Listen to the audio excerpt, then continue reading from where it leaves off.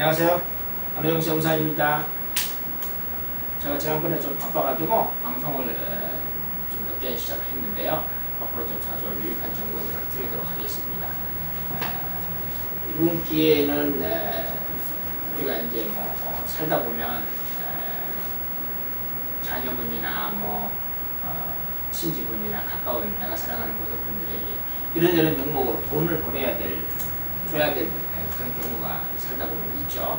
그런 경우에 이제 구시청에서 뭐라고 할까 이런 것들이 조금 신경이 전혀 안 쓰인다 할 수는 없죠. 물론 소액은 상관없습니다만은 1,000만 원, 2,000만 원, 3,000만 원 이렇게 금액이 단위가 커지면은 아무래도 구시청이 좀 의식이 되죠.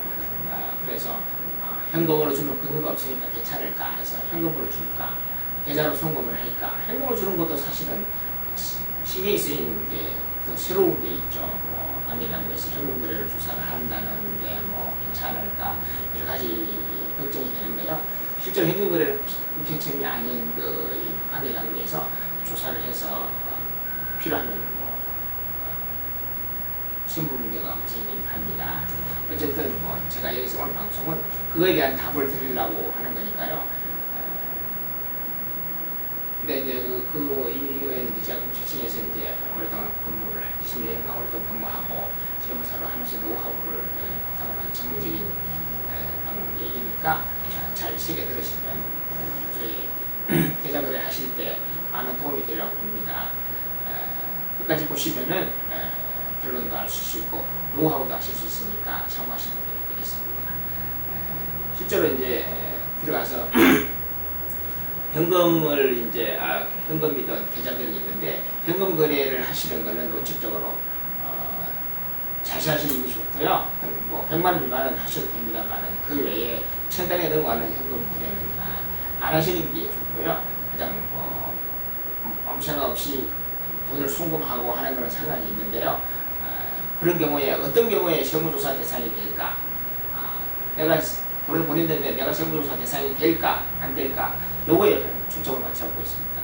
세무조사를 한다는 것은 사실은 국세청이 이제 터치를 해서 세무조사를 한다는 건데 실제로 국세청은 이런저런 발등에 떨어진 일로 인해서 굉장히 바쁩니다. 국민들의 어마어마한 금융거래를 다 뒤져볼 수도 없고 또 볼 필요도 없고 할 실익이 없는 것이죠.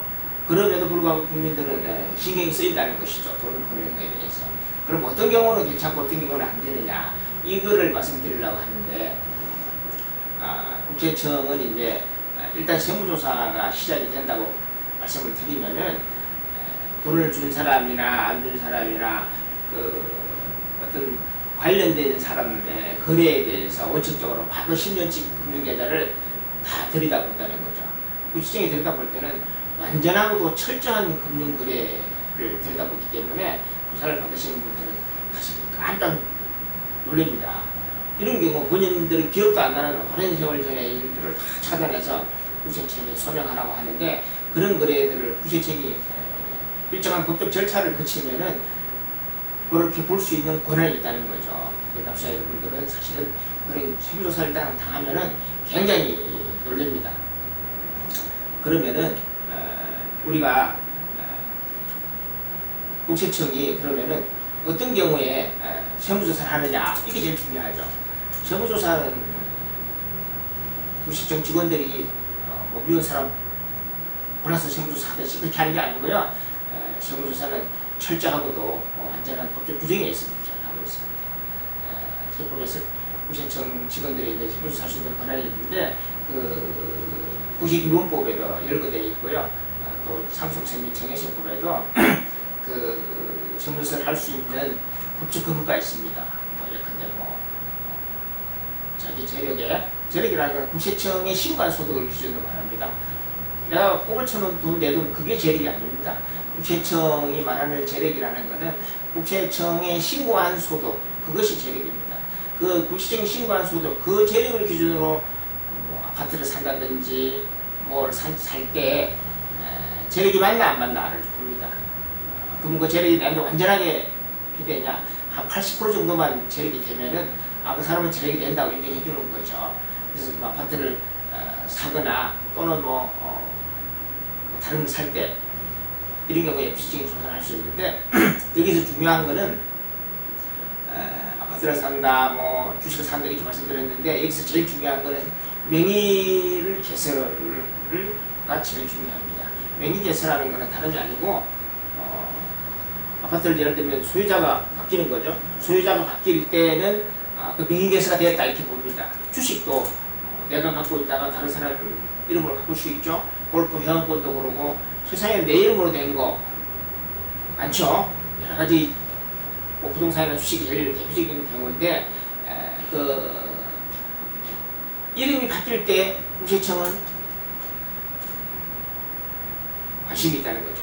국세청 직원들은 낮이나 밤이나 우리 국민들의 명의가 바뀌는 거, 소유권이 바뀌는 거, 그걸 지금 명의 개설이라고 하는데 그 명의 개설을 국세청 직원들은 하루 종일 한 달 내에 1년 내내 명의가 바뀌는 게 누군가를 하나도 빠뜨리지 않고 쳐다보고 있습니다. 그래서 명의가 바뀌는 사건이 드러나면은 국세청은 다 하지는 않고요. 그 중에서 상당히 의심이 가는 거래들에 대해서 세무조사를 착수한다는 것이죠. 예컨대 아버님이 돌아가셨다, 부모님이 돌아가셨다. 부모님이 재산이 하나도 없으면은 명의가 바뀔 게 없죠. 아버님 소유 아파트가 있으면은 없었다면은 명의 바뀔 것이 있지만은 아버님이나 어머님 소유의 아파트가 있었다. 그럼 내 자식들, 나뿐만 아니라 내 자식들이 그 명의를 소유권을 가질 거 아니에요. 그 명의가 바뀌는 거예요. 또는 주식을 갖고 있었다. 내가 명의를 바꿨다. 이런 경우 명의가 바뀌는 거. 이런 명의가 바뀌는 건 국세청이 다 파악을 해서 문제가 되면 문제가 있다고 생각이 되면 세무조사를 착수한다는 거죠. 아까처럼 세무조사를 착수하면 행위가 있었던 날 전 10년치 관련자 모두를 완전하고도 철저하게 금융조사를 실시해서 세금을 추징한다는 것이죠. 여러분들이 가끔은 이제 세무조사하고 상관이 없지만 있을 수도 있지만 기하의 금융거래를 국세청에 통보했습니다라는 공문을 받으신 분들이 가끔 있는데요. 깜짝 놀랍니다. 구식은 무서운데 그래서 그러한 금융계좌를 하는데 계좌를 조사를 하는데 그럼 우리가 이제 명의개설가 있다고 생각이 되면 향후 10년 이내에 명의개설이 있을 걸 생각하면 계좌 송금을 하시면 안 됩니다. 왜 안 되냐? 철저하고도 완전한 금융조사 실시해서 세법이 잣대로 들여다보면 우리의 일상의 상식은 무너질 소지가 많다는 거죠. 즉 세금 추징으로 연결된다는 것이죠. 그래서 명의가 개설되는 것, 소유권이 변경되는 것, 내 재산에 내 이름을 올릴 때 이런 것들이 향후 10년 이내에 일어나면 그런 것들은 예상이 되면 송금을 하시면 안 된다는 것이죠. 안 됩니다. 하시면 안 됩니다. 그러나 반대로 말해서 향후 10년 이내에 그런 명의가 바뀌는 거, 즉 명의 개설가 일어나지 않을 걸로 생각된다. 송금하셔야 됩니다. 국세청은 그런 거래까지는 신경 안 씁니다. 각자 알아서 돈을 송금하든지 알든지 국민들이 자유롭게 경제활동을 하는 거예요.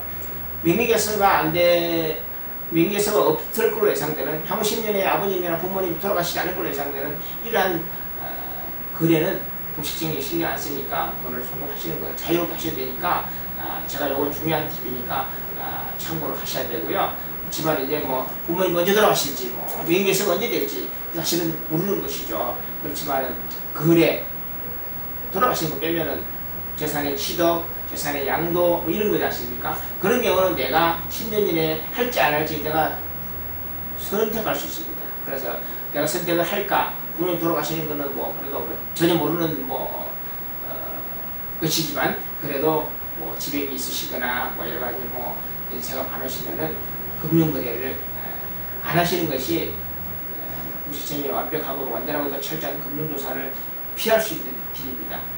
이렇게 이제 요약해서 정리드리면은 명의개설가 있을 걸로 10년 이내에 예상이 되면 송금을 절대로 하시면 안 됩니다. 반대로 명의개설가 10년 이내에 있을 걸로 예상되지 않으면 송금하셔야 됩니다.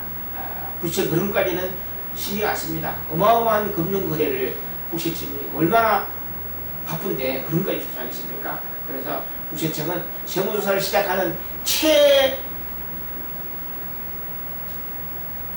초의 단서는 소유권 변경, 즉 명의예수입니다. 그래서 그런 경우를 참조하셔가지고 앞으로는 금융거래 하실 때 국세청을 너무 의식하지 마시고 금융거래를 하시면은 편안하고도 행복한 경제활동이 되지 않을까, 또는 인간관계가 잘 유지되지 않을까, 그렇게 생각합니다.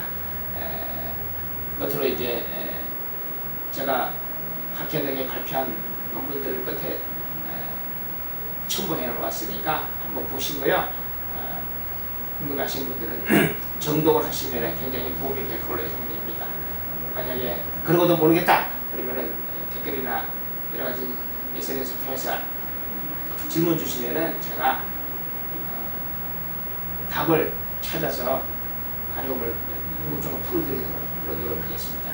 끝까지 시청해 주셔서 감사드립니다.